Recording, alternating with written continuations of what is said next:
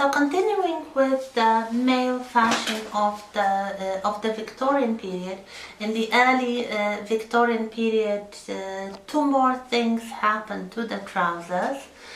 One thing is that the trousers are still relatively narrow, so they are closely fitted.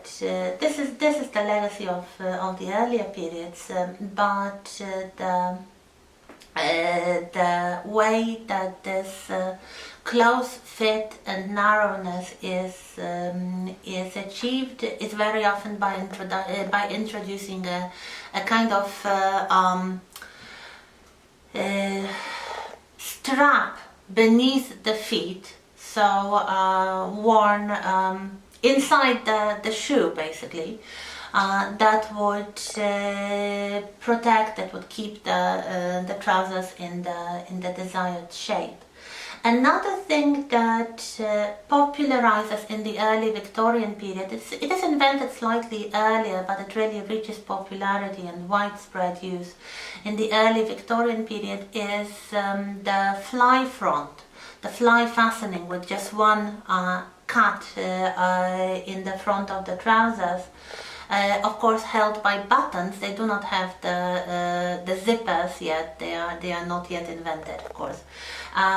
Before that, so until the early Victorian period, the trousers usually have the so-called fall front or the flap front. So there are two cuts and the opening of the trousers forms a kind of rectangular or square flap in the front. So especially when the man needed to pee, this was the way they did it. And all the trousers really until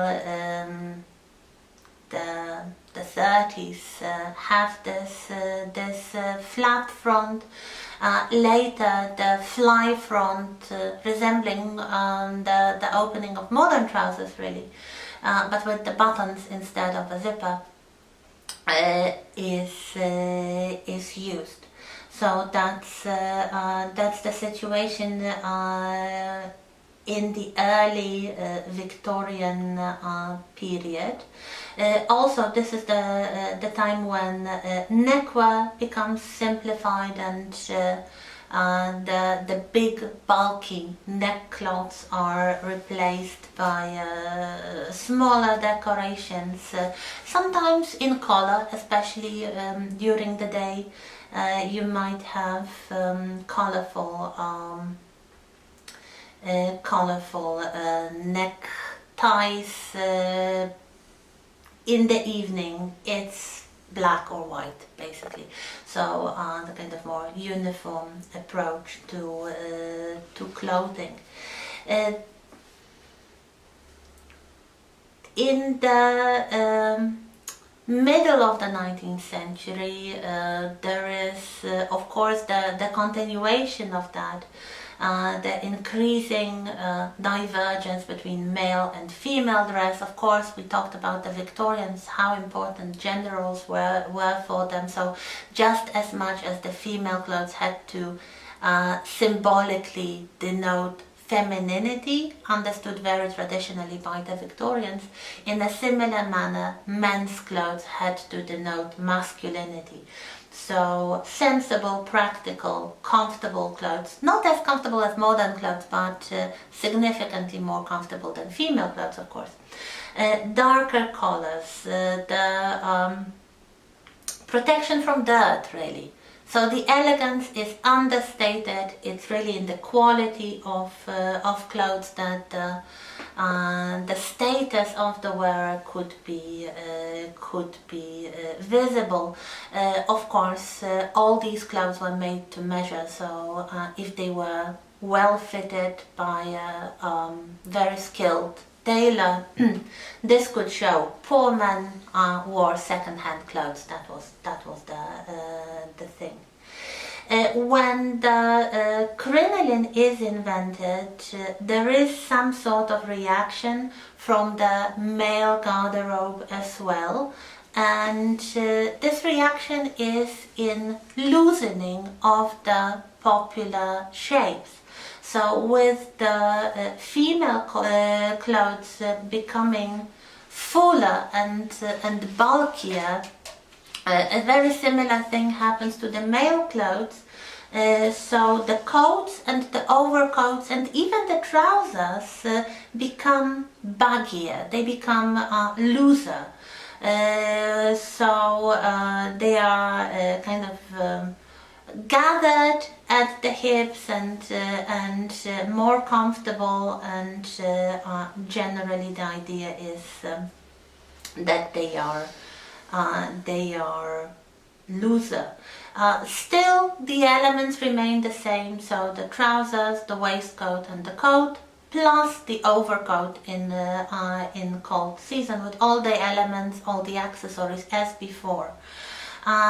We have some photographs of Prince Albert from the 50s, and as I mentioned before, he really looks older than his age. He was here in his 30s. He looks older. He started going bald at the top. He continued to wear a kind of rather bushy sideburns and a visible moustache. This is the mid-Victorian period, so facial hair is one of the few elements that allow for the expression of individual preference, taste and style. Some arrangements are quite extravagant and personalized.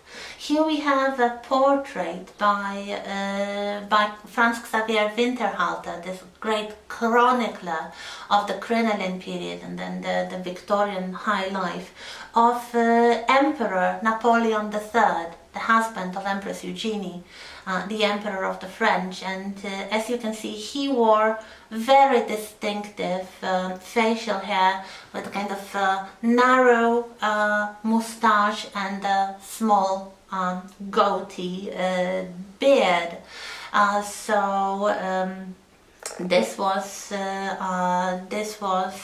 something that was copied by some men, especially those who were in favor of Napoleon III's political views. They might express it by copying his style.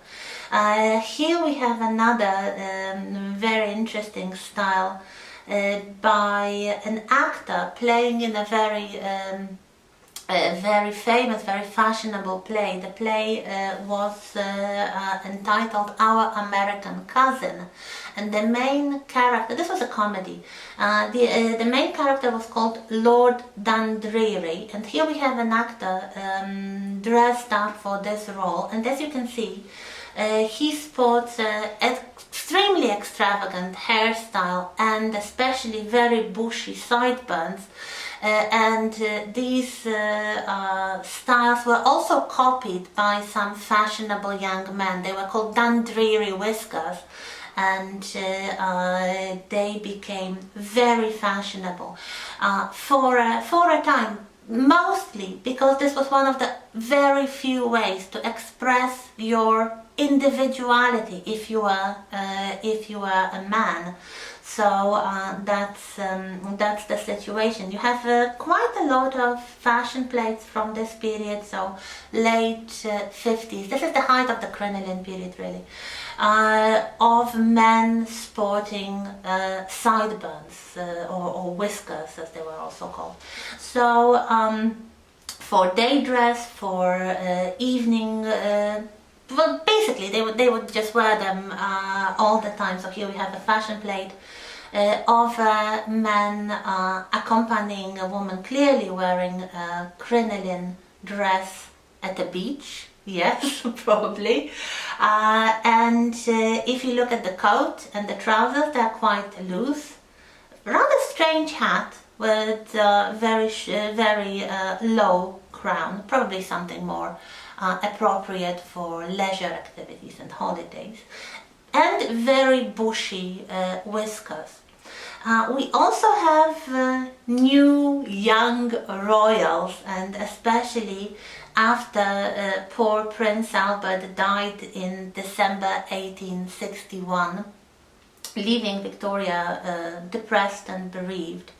The focus of attention of the public opinion was moved towards the Prince of Wales, Victoria's son, who was around 20, in his early 20s then. So here we have one photograph of the Prince of Wales from 1860. You can see he's a later teenager, but he's dressed up as a gentleman in a frock coat and a top hat. In the next photograph from 1863, he's accompanied by his wife, Alexandra, here the Princess of Wales, later Queen Alexandra, so here we have the future King and Queen, dressed up in fashionable clothes. And especially if you look at Edward, he is dressed in very fashionable new style, wearing a very modern bowler hat, something that only recently was accepted by the elegant society. Before, this was workwear for the road constructors and such. It became accepted as a form of leisure, informal or semi-formal day wear by the city gents. And especially the kind of clothes that the Prince of Wales is wearing here is a new invention, is a new style. So he wasn't perhaps the most handsome of royals. He wasn't as handsome as his father was in his age, but he was always admired for his good taste and a kind of sense of fashion. And what he wears here is the so-called lounge suit. Here we have another example in a contemporary painting showing some sort of indoor scene with the husband getting bad news and the wife comforting him. What is important, this scene is taking place in a private home, so the man is wearing informal, kind of semi-formal day clothes, and that indicate that he is in his private sphere, called the lounge suit. The lounge suit is the trousers, the waistcoat and the coat, a particular kind of coat, rather short and buttoned only, the top button is fastened. As you can see, both the Prince of Wales and the man in the painting wear this coat the same way. This is called the lounge suit, and this is really the predecessor of the modern elegant men's suit. So as the Victorians would also call it the dittos, because it's like the same fabric. So you would say to the tailor, I want a coat in this, I know, grey, delicately checked wool, and the waistcoat in ditto means the same, and the trousers in ditto means the same. So the dittos and the lounge suit are used for this kind of garments. And this indicates one more interesting thing about the 19th century fashions for men, especially in the second half of the century, namely the growing acceptance of informal fashions for more and more formal occasions. This is something that corresponds to a certain extent to some aspects of female clothing, like the tea gown that started to be accepted for hostesses having friends for tea at home. But here we have the suit of clothes for men designed for leisure activities and home activities, so basically for relaxation, which gradually would also, as the century progressed, be accepted for less formal social occasions, such as, let's say, the hosts having guests for not very formal dinner within the family circle or a close circle of friends. This is something that will really be visible. Another thing that will be very visible in the second half of the 19th century is the specialization of clothes. So the special designs for sporting activities, for leisure activities, so the kinds of activities that only the rich people could really afford. Some of these were popularized by the Prince of Wales as well. Here we have two more photographs of the Prince of Wales. One, a very famous photograph showing him as a man of fashion. As you can see here, he wears his top hat slightly tilted to the side. This was one of the styles that he popularized. Another style that is attributed to him was to wear the trousers with the kind of central ironed crease along the center front. He was also, as you can see, quite in favor of bushy facial hair. He wore a beard in his adult life, and we have quite a lot of men wearing the beard in this period. He was a cigar smoker, which also became a kind of fashionable thing. The second photograph shows him in a very private circumstances in one of the private residences of the royal family, probably his private palace of Sandringham in Norfolk. This was a wedding present from Queen Victoria to the Prince and Princess of Wales. It's still in the hands of the royal family. So what he is wearing here became known as the Norfolk suit, because Sandringham is in the county of Norfolk. As you can see, this is a rather short, boxy looking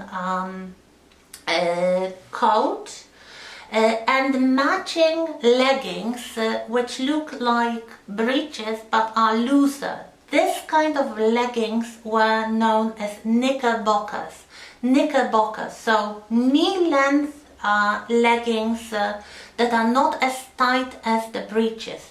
This is a new invention, very popular for all kinds of sporting costumes, worn with boots or half boots and knitted socks, very popular. As you can see, some fashion plates show them as well. Usually for hunters and sportsmen, never worn with the top hat. It could either be worn with a soft cap or some sort of sporting hat that would be typical for hunting, like a deer stalker, for example, the kind of hat that Sherlock Holmes illustrations popularized. Or a boater hat, which was a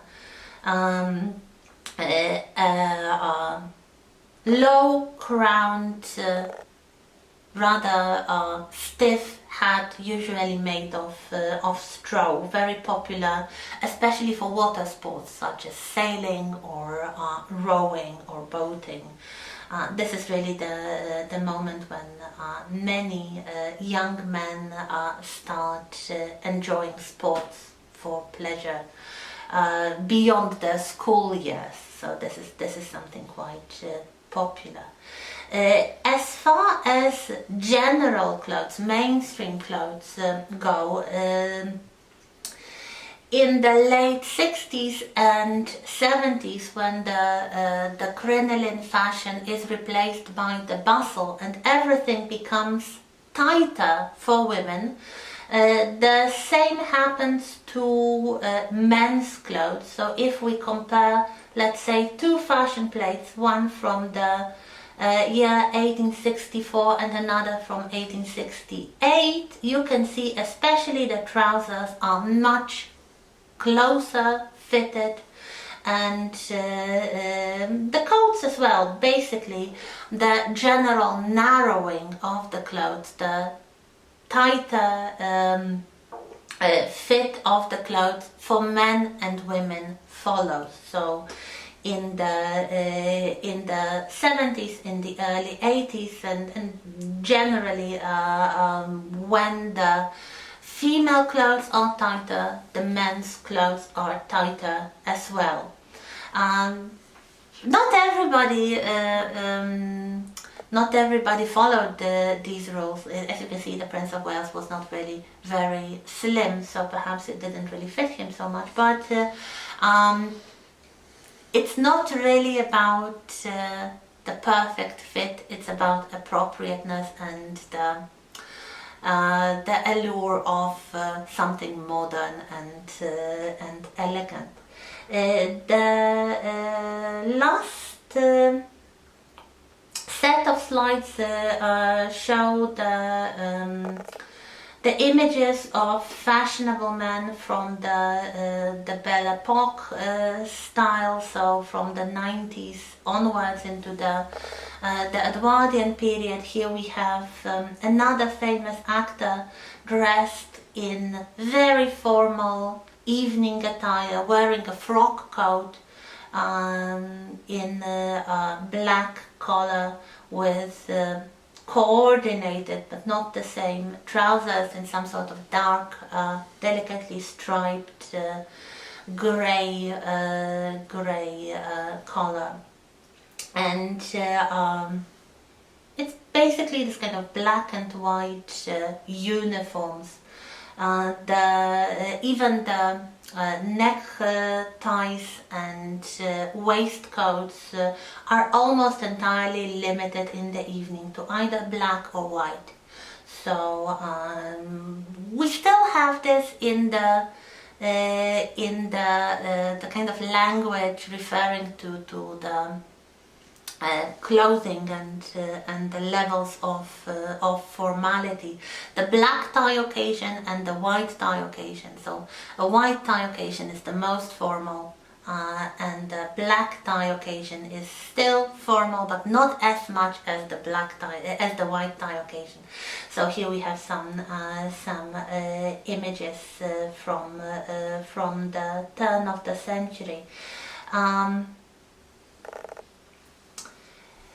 I mentioned the cartoons by Gibson when we talked about female clothes from the turn of the century. Of course, he portrayed men as well, and you can see quite a lot of styles.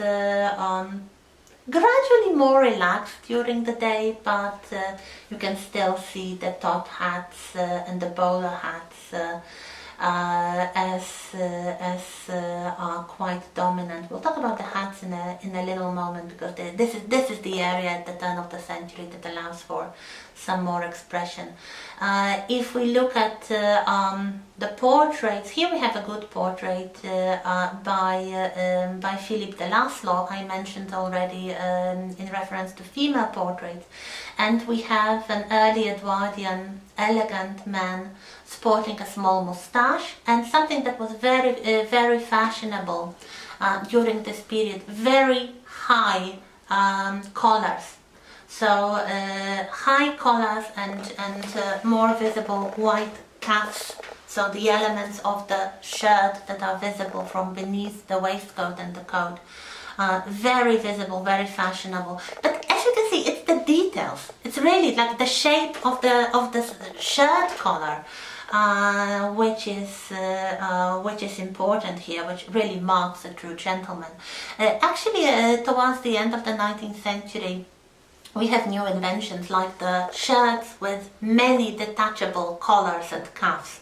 So you could change, not the entire shirt, you wouldn't have to remove the entire garment and send it to be washed, but you could remove just the most important bits, so the cuffs and the collars. Here we have some more images of the Edwardian period, so the slightly more relaxed outfits for the day, except for the clothes worn by the city business people. They still have this kind of uniform look. With simplified clothes, with the top hat being most formal and increasingly reserved for